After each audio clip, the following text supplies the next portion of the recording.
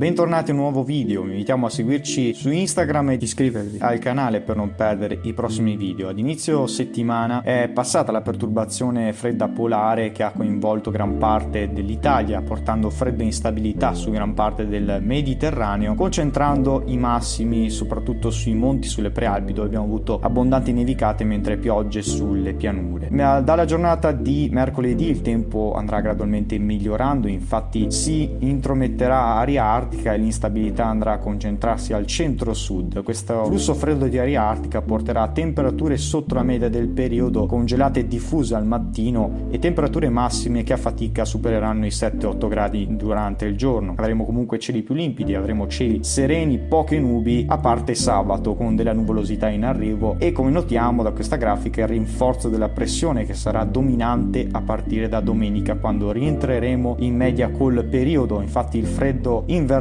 andrà gradualmente svanendo e torneremo su valori leggermente superiori alla media. Come notiamo dalla grafica, il freddo invernale che si è concentrato sul Mediterraneo, portando della instabilità soprattutto sul Nord Africa e sul centro-sud, andrà gradualmente svanendo, con qualche incertezza per il passaggio di un flusso da nord che potrebbe attraversare l'Italia, ma in questo contesto vivremo temperature miti con valori sopra la media stagionale e stabilità atmosferica. Infatti la tendenza per i giorni della merla vede questa fase incerta, dove l'alta pressione di origine azzorriana potrebbe riuscire a guadagnare terreno verso est, portando stabilità e clima più mite, mentre l'ipotesi bassa è quella che il freddo possa ritornare e portare della instabilità. Per maggiori dettagli non perdete i prossimi video.